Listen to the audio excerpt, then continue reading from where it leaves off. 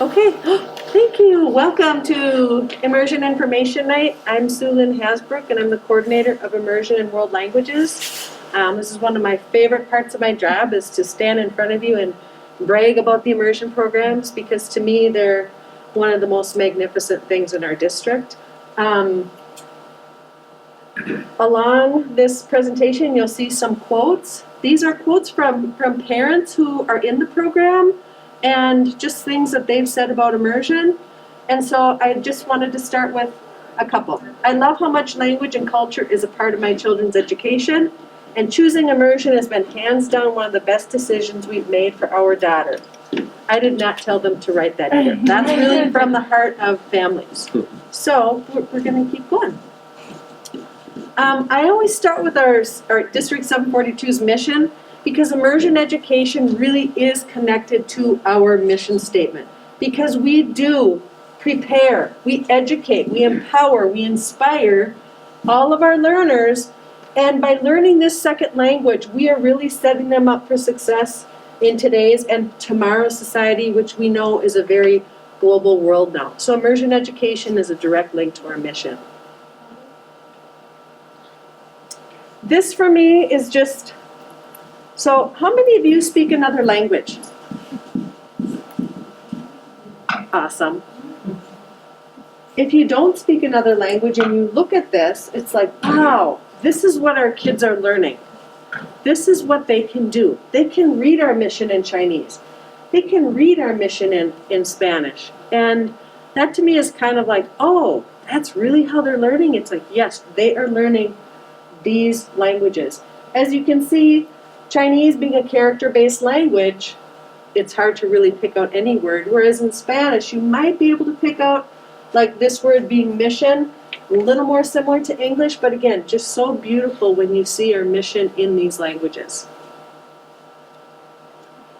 This is what we have. We are actually a fully developed immersion district. We have K through 12 programming. Our Chinese immersion program starts at Madison, well, it's called Guangming Academy in Chinese. It starts at Madison as our elementary. Then kids go to North Junior High, and they have two core content areas. They have language arts and social studies.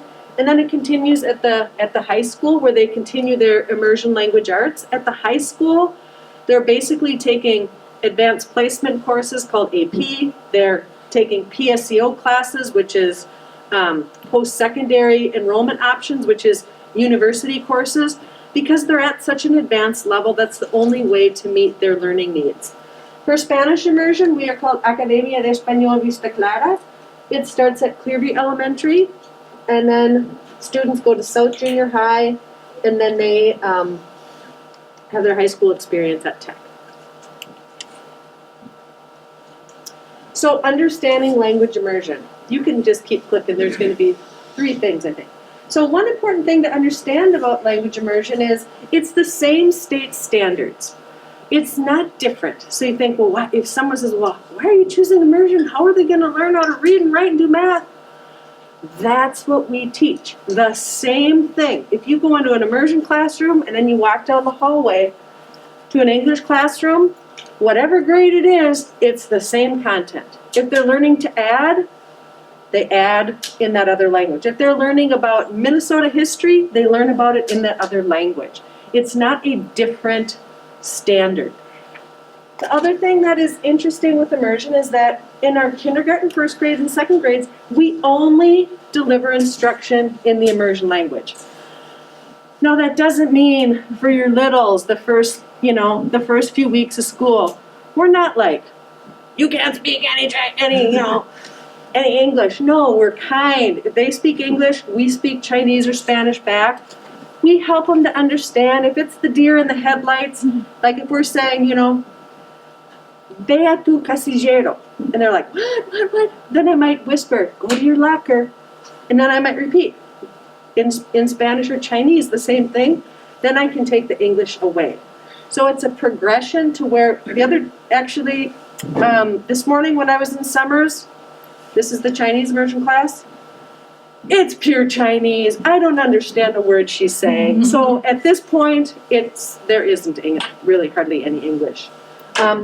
You might think, well, how do kids learn English? English is introduced in grade 3, and I'll show you data later that shows our kids do not suffer by being in an immersion program.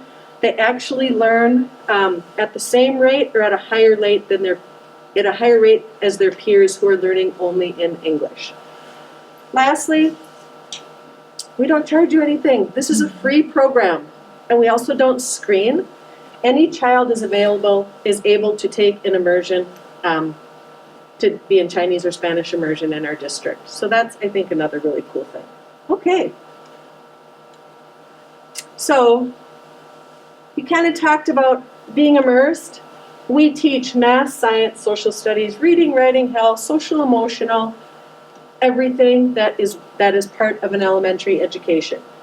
Our language and content are integrated, so that's how they learn developmentally each language. It's not like learning language how we would maybe learn at a high school or at the university level. It's a different approach. It's, you're talking to them about math and social studies, and you're doing science projects, and you help them to learn that target language through that core instruction. And then lastly, this is 2 clicks. To be considered an immersion program, you have to have at least half of your day be in that language. We're considered a 90-10 program. That means that almost the entire day they're taught in Chinese or Spanish, but they do have music, art, and physical education, and those teachers are typically English speakers. Other programs are like a dual where it's 50-50. We're not that. We're a 90-10. So when we say immersion, and if your kid comes home and says, my teacher didn't speak any English to me, that's true. They didn't. I've had parents sometimes come back and talk to me and say, I didn't know I signed up for immersion. So I really always like to be super clear at what you're signing up for, because I don't want it to be a surprise later, like, oh, I didn't know my kid was in that. Okay, next slide. Here's another quote of parents. Immersion educates in a way nothing else can. Our kids will gain advantages which their peers simply will never have. This is an amazing opportunity, and it costs nothing more than a willingness to try. So I do happen to have some immersion parents here.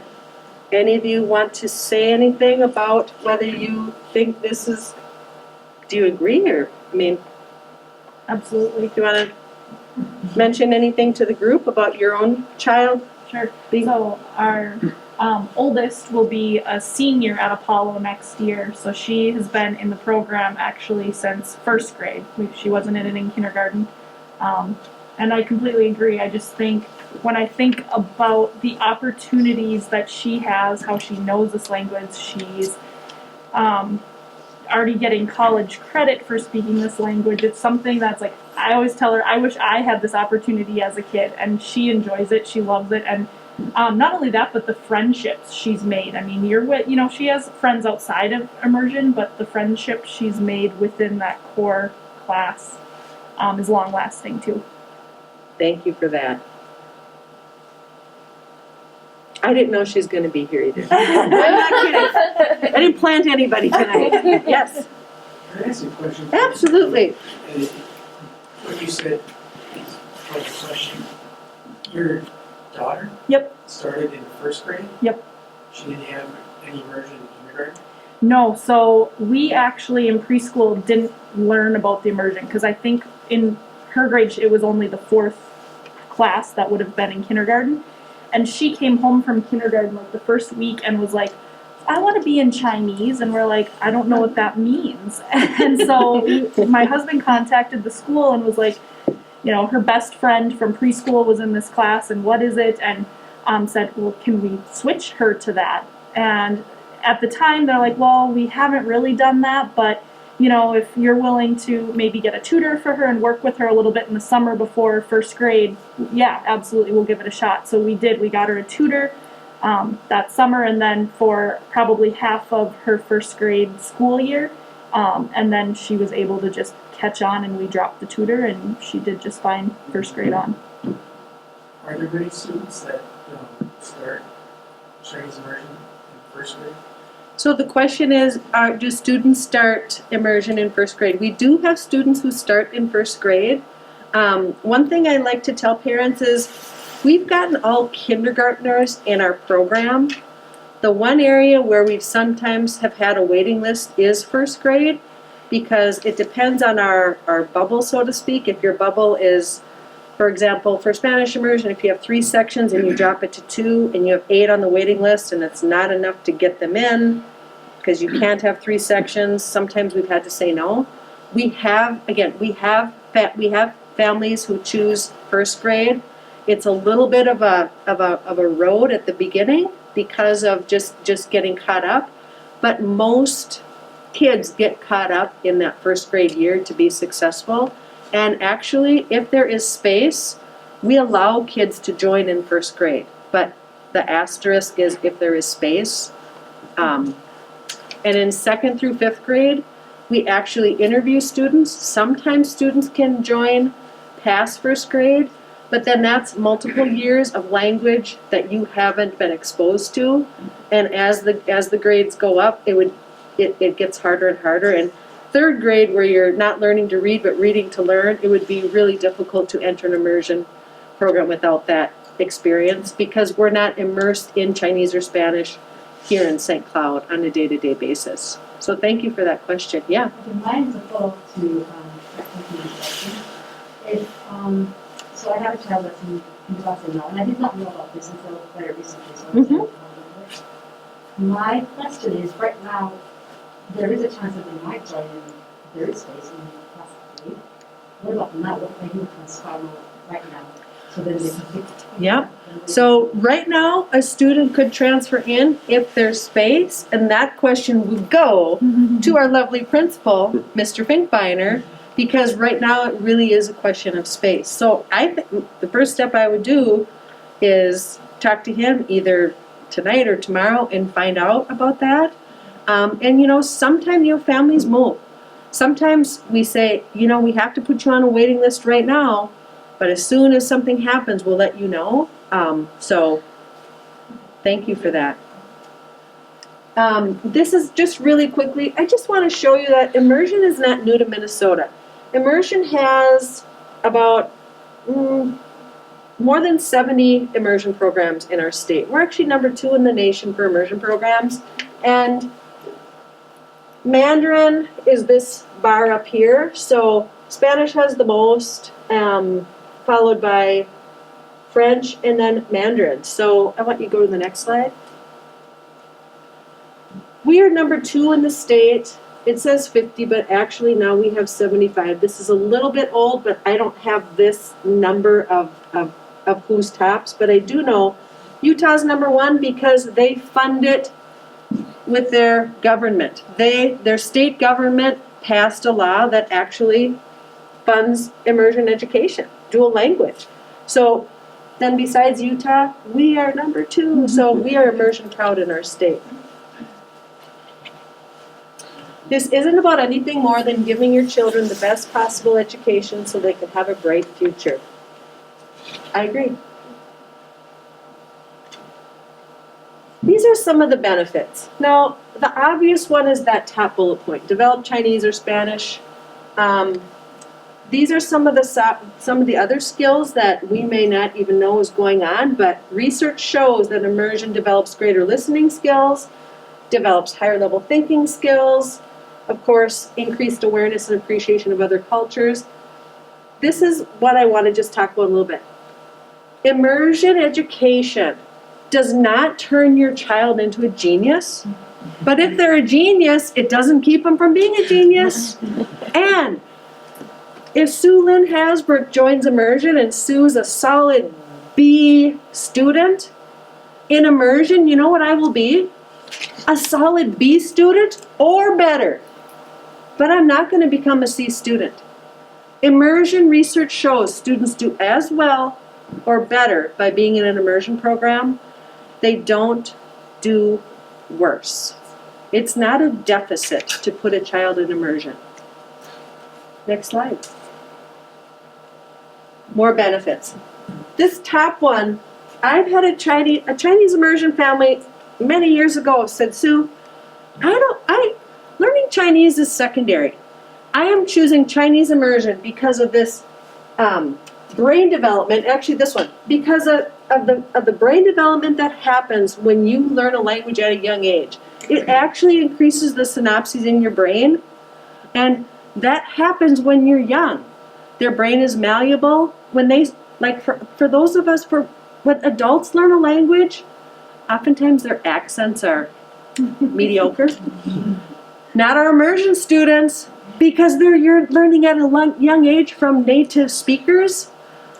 I cannot tell you how often I say thank you in Chinese, and the students say, it's 谢谢. I'm like, I just said 谢谢. No, it's 谢谢. I just said 谢谢. It's because they hear something that I don't even know I'm not pronouncing properly, but they're that good at their language. We also know that it will increase career and social opportunities, and again, that world view and global competencies is very important. It's kind of long. I'm going to let you read that one to yourself. But it's about the science of immersion.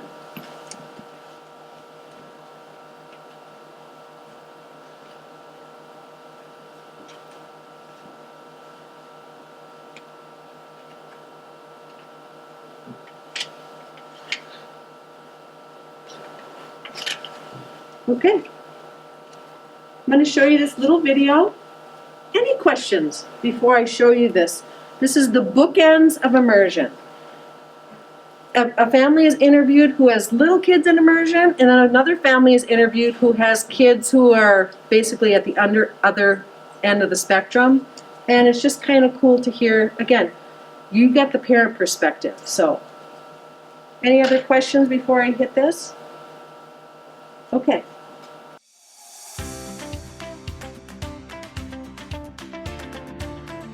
I think we really chose the immersion program for the ability to allow our kids a lot of opportunities, and we knew that starting early in kindergarten was really the best time to learn a second language and be bilingual. And it's just such an important time in brain development. I think they pick it up just so fast.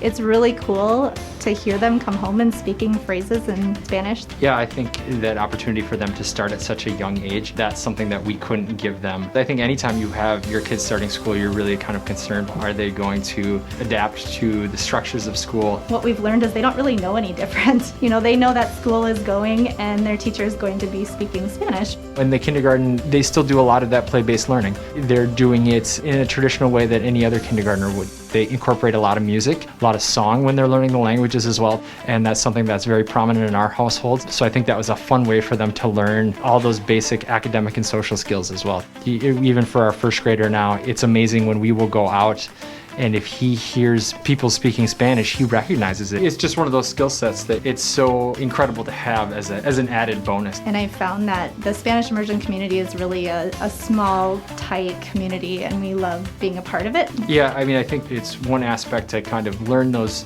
different things about culture, and then it's another thing to really kind of experience that and then do it in the classroom, get that replicated, and really feel like they have that authentic sense of that culture. It's a unique opportunity for people from across the district to come together. We live in St. Joseph, and so Clearview is not our geographic school, but our kids are interacting with other kids who live throughout the district. You've got such a wide range of perspective that's coming in, and that really, I think, broadens that sense of community for them. And we've loved it. It's just been an incredible experience that we feel so fortunate to have been able to be a part of.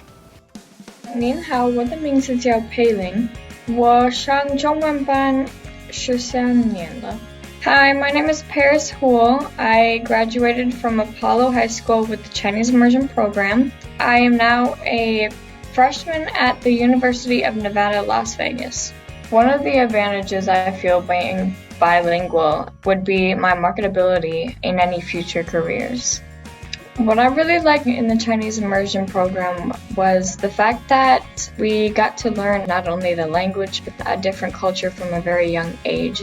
I also liked that we were a close-knit friend group who were with each other throughout all of our school years. During our trip to China in 8th grade, I really enjoyed the fact that we were in a completely new environment, and we really got to experience the culture we had been learning about firsthand. So our oldest daughter has had the experience of going from kindergarten all the way through 12th grade.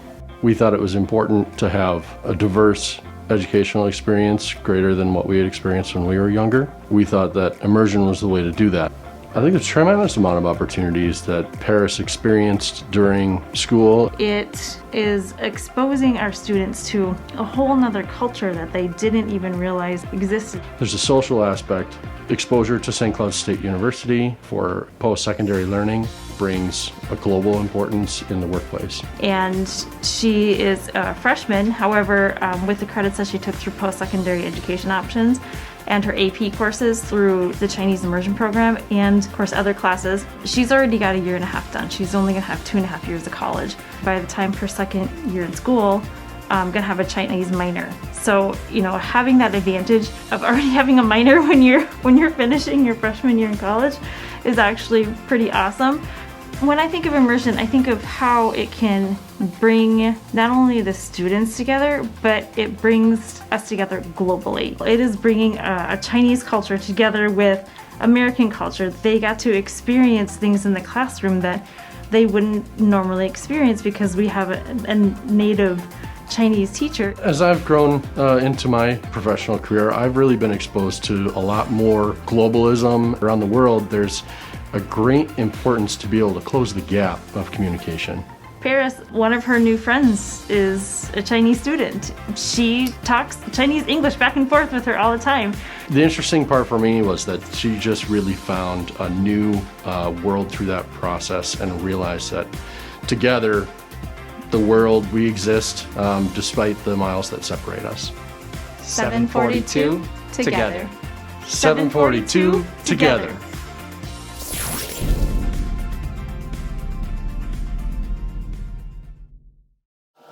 Okay. Oh, and then. He said.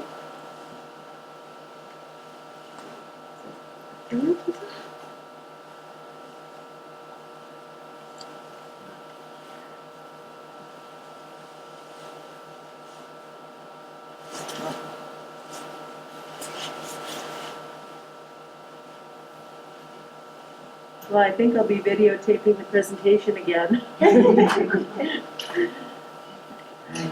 Edit. That's right. That's right. How do you get this back in the? What are you trying to get This is to? good. Okay, this is good. So just right here, or else just. We were just trying to go back to full screen. There you go. Okay. Couple more quotes. So then by helping them grow in a bilingual environment, you're helping them become more successful down the road. And it's an amazing program. I feel it helps kids think differently and use different parts of their brain. Okay.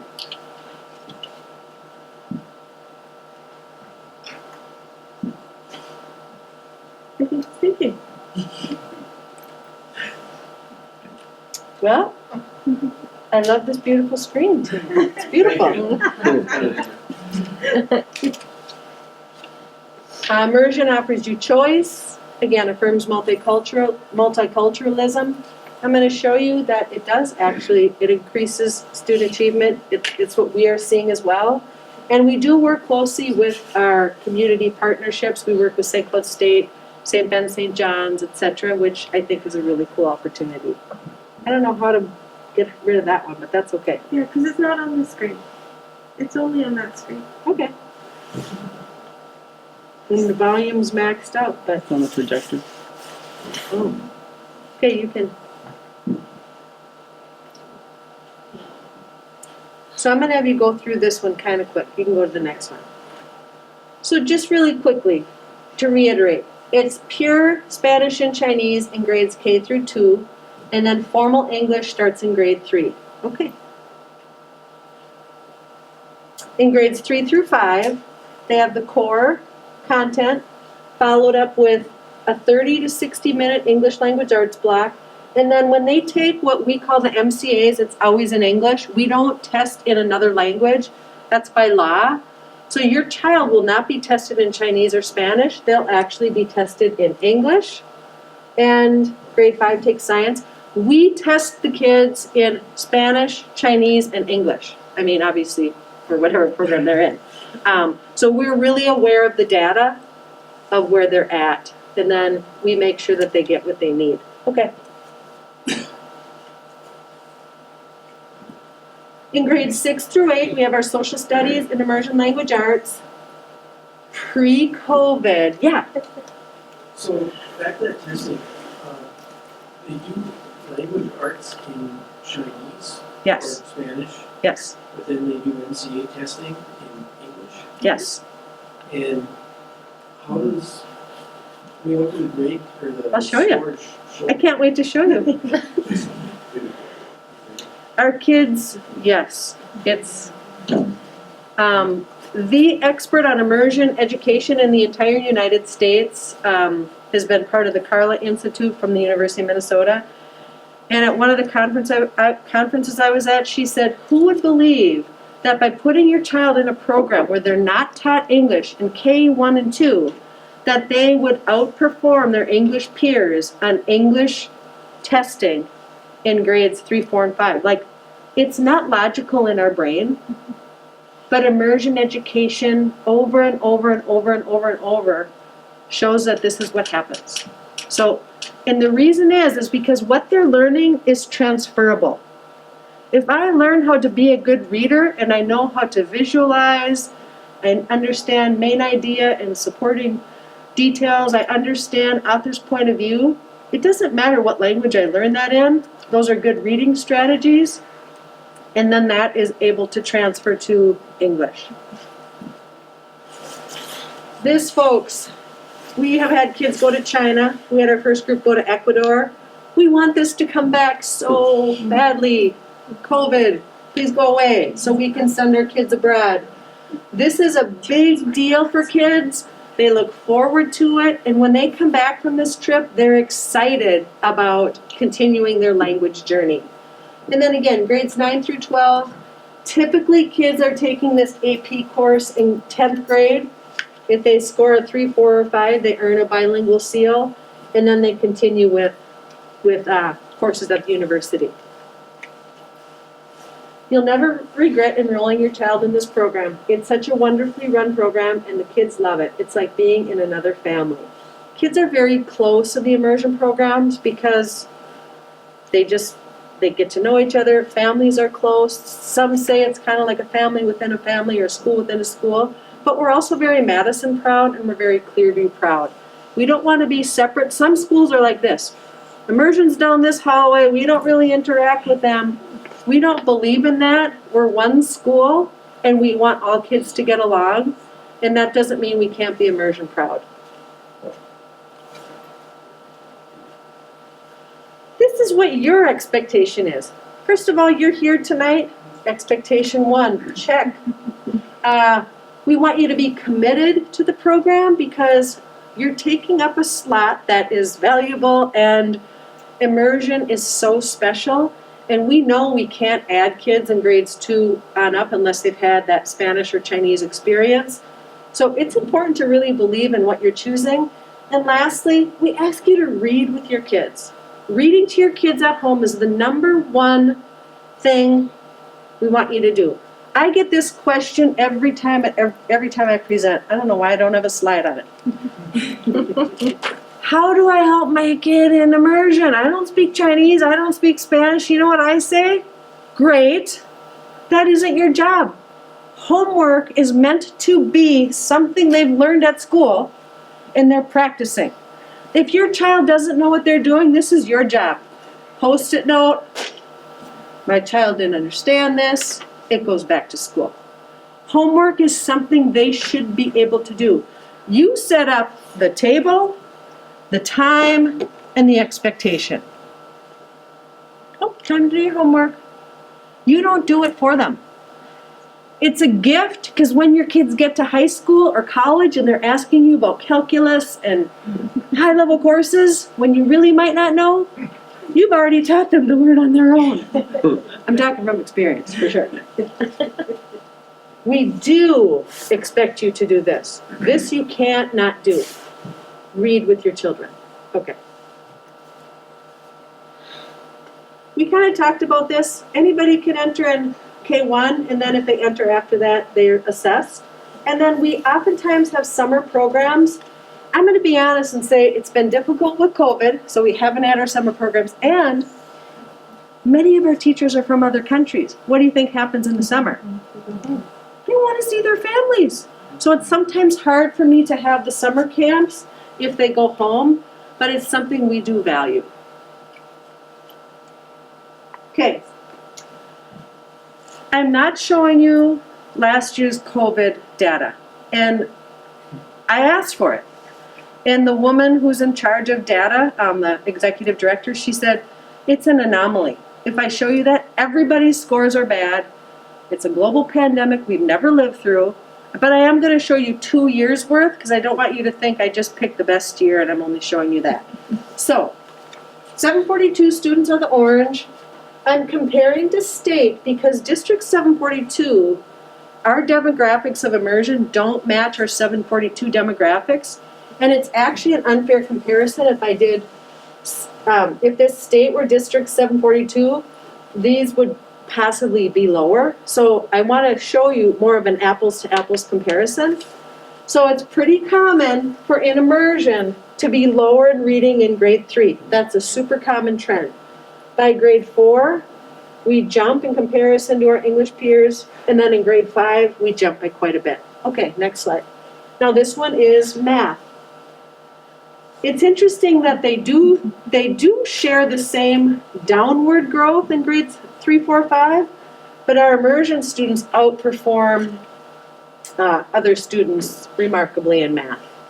It's just, one of the school board members once said to me, because oftentimes the Chinese numbers are even higher than the Spanish, even though they'll both be higher, and he's like, what do they do there? Because let's teach all of our kids like how they're teaching math.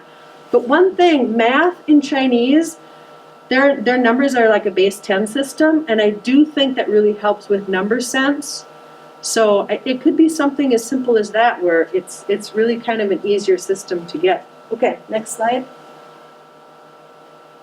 Here's our 2018 reading. Again, grade 3, nope, not quite there yet. 4, jump. Look at that 5th grade jump. Oh my gosh. And then let me show you math. The same, I mean, every year the slide looks almost identical. You know, maybe, goes up or down a little bit differently, but we always outperform other students. Okay. We kind of talked about this. Your role is to read with your kids. We have a program called Lexia, which is an online English program. We ask that you do that at home, because we're not teaching that at school. So that would be another component that you could do with them at school. At home. Okay.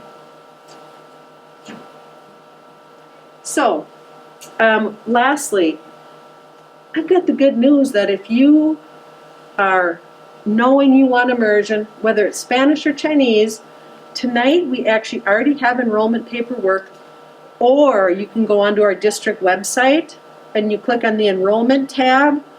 And then there's 2 tabs. You want to, unless you already have a child in the district, you choose the left tab. If you're new, you choose the right tab if you're already in the district.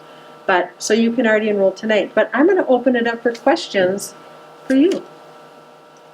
And then I'm going to grab kids for you to hear what it sounds like for kids to speak Chinese. Yeah. I have a question. So, you guys are teaching Chinese, there's something is Chinese in the class in second year, you mentioned, kindergarten and class in second year. If my child came home and I'm not supposed to do homework with them, but say I did the same assignments in English, would that be contradictory? Like, I mean, the concept might be the same, but would that change how we learn Chinese?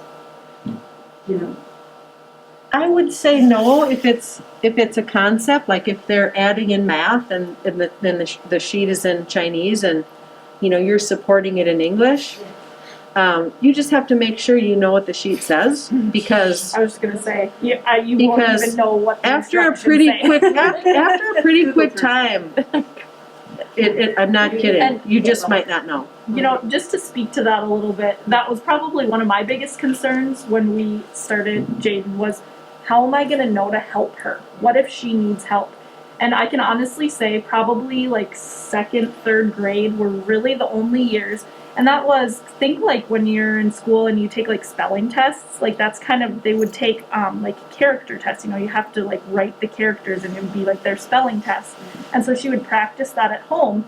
And so the hardest part was I would try to say the word so that she could do the spelling test. And she's like, you're saying it wrong, you're saying it wrong. And it was probably more frustrating for me than it was for her. But I'd say after third grade, I can't even think of one time she's asked for help with Chinese homework. She just doesn't need the help with Chinese homework. I have to agree. So I have two in her, and I have an incoming kindergartner.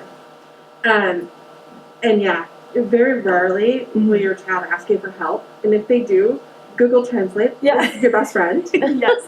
I happen to have a Chinese keyboard on my phone. You can program it in, and so they can actually draw in the character. And sometimes, because it's the opposite around, like they know the character, but they can't remember how it's said, and then Google Translate will pronounce it for them in a native. That's right, you can speak to it. And then there's free tutoring through a thing called There's State. free tutoring through So St. Cloud State.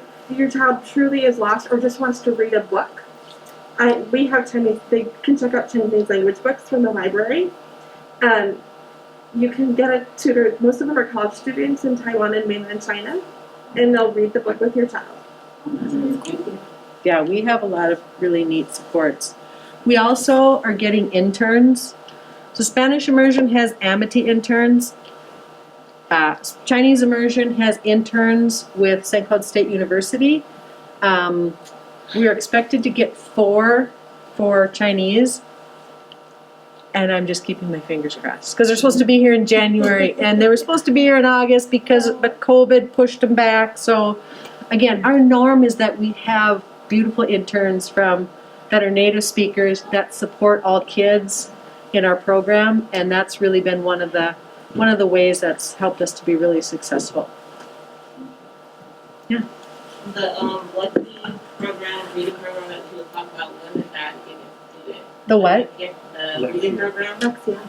So Lexia is, I can talk to Summer, but all kids should have, do you know?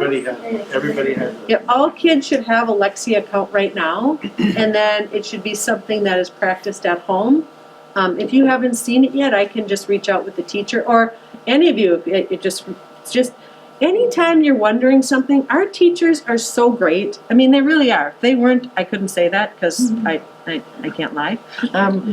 But they really are, and they're really responsive. So if you would email Summer and just say, Summer, I've heard there's Lexia. Can you send me my username and password again or help me out? You'll have it immediately. Because that's really a great support for their English since we aren't teaching their English. But we prefer that they do that at home and not here because we're teaching in Chinese and Spanish. So we want the English to be done at home. Any other questions that you have? I've seen data that Chinese students move faster because of 11 and 12 are called like 10-1 and 10-2 in their language. Yep. Versus getting hung up on what 11 is and what 12 are, rather than 13-2. Yes. 19. Exactly. We speak in nicknames in English. When I teach math, I don't allow my students, when I talk, to use nicknames. So 11 would be a 10 and 1. 13 is 10 and 3. So, but in other languages, I think Spanish is the same, is it not? No, I mean, No it's different? not a base 10 system the way like Chinese, like 200 will be like, or 20 is like 210, or 22 is 210 2. We have 2 10s, and so for them the whole thing of place value, it just, you have 2 10s. That's we don't say 20. Well, what's 20? So that What is does 20? help. I don't know what 20 is. A lot of So- times I teach Math my comes in like English numbers. The instructions are in Chinese. Yeah. But so as a parent, you can sit down and you can have your child teach you We could grab what they're doing. It's fairly easy. just And the teach kids. it all in. Yep, because then I have some kids who I want you to hear in Chinese. So we can bring them all in. And then I also have the kindergarten teacher here in case you have a question for a kindergarten teacher. And then if you would also like a water or a cookie, in fact, if you want one right now, feel free to go grab one while we're waiting for them to come back. But I have to say, I don't think I've ever heard someone regret choosing immersion, but I've talked to a lot of people who have regretted not choosing immersion. Because I get it, it's kind of scary, like, oh man, they're gonna learn this other language, but then after 2 years and then the neighbors are learning that language and your child isn't, you know, they'll say, oh, I don't know why I didn't do that, you know? And so I think if we were in year 1 or 2, it would be more like new, but we've done this for so long that I feel like we have parents who see that it really works and that it's been good for their kids. So any other questions that you have before the group comes back? What have the enrollment numbers been lately?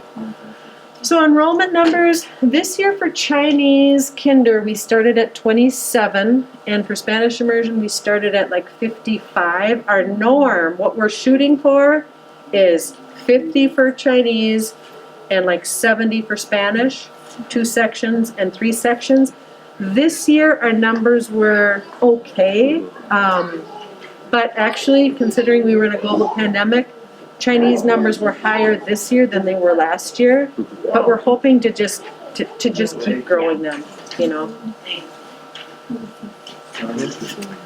Summer, come on up. And then for those of you who have Chinese immersion kids in the program, come on up.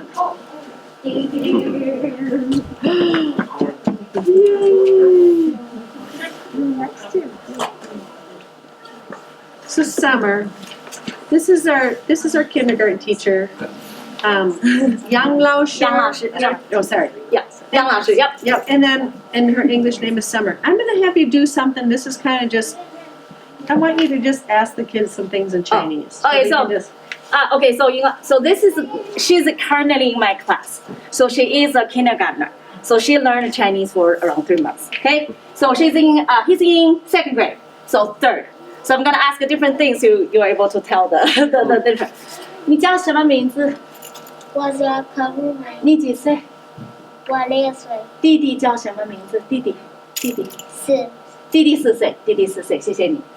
啊，默默一，你喜欢什么？我喜欢画画。哦，你喜欢画画。你妹妹今天来吗？妹妹来吗？妹妹叫什么名字？Lucy。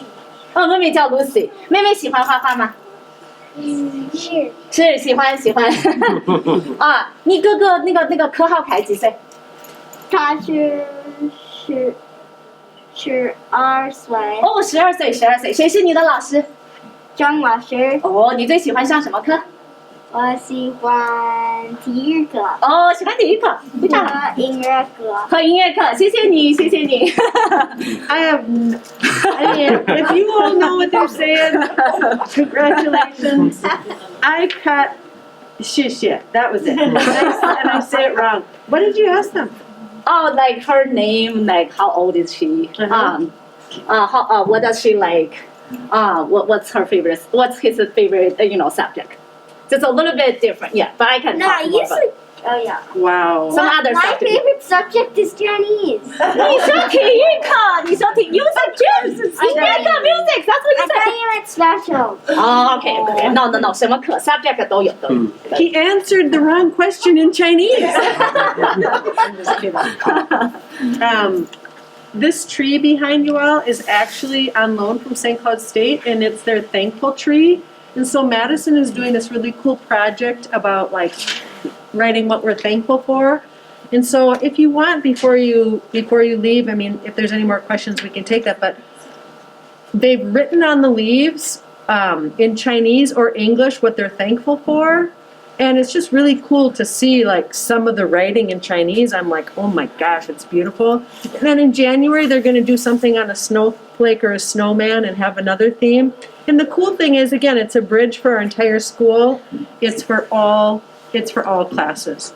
So that's something that we try to bring to the school, that we want to be like Immersion Proud, but we're also Madison Proud. I don't think I'm gonna let that tree go though. We should keep it. Any other questions that you have? Well, I want to thank you for being here. Summer's here. Hey, can you introduce yourself? Oh, Come on no, over. I'm Tim Finkbeiner, Principal, Madison Elementary. Yeah. Proud to be part of the immersion program. I love my teachers. They're just We love amazing. But it is very fun, by the way, doing observations when I go in there because I have no idea what they're saying. But it's fun because I watch the kids and I'll go up to them and go, "Do you really know what she's saying?" Yeah. So, but when they get to 5th grade, when I go into her room and watch Allison, it's really quite spectacular, honestly. And I'm just gonna be honest, so transparent as can be. So I'm kind of a Montana, Kansas guy, right? We didn't have any of that. Grew up, I was on a reservation for the last 9 years, and so I listened to Salish and Kootenai, Native American speaking. And I'm always fascinated by that. I was very skeptical, not gonna lie, when I came here. That's surely not, no way. And I told her, I said, look, man, we had a student that was in 3rd grade, was really struggling. And so there's a moment where if I see something like that, I obviously don't want that to continue. But the parents are so much a huge part of their success. And so you really got to commit. I mean, you really got to commit to this.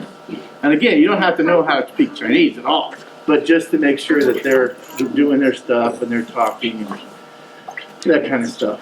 So, but it's really quite spectacular. I can only say yes, I agree. Again, if you are already wanting to enroll your child, you can take paper if you're a paper person, and there's a lot, so you're probably going to want to fill it out at home, or you can do the enrollment link online. And the nice thing is, typically we have to wait till end of January to enroll, and this year we said nope. As of this immersion information night, families can enroll. So please, if you're interested, enroll, especially because, again, we have never had to turn away kindergarten families, and I don't want this to be the first year that we have to do that. So, again, thank you very much for being here.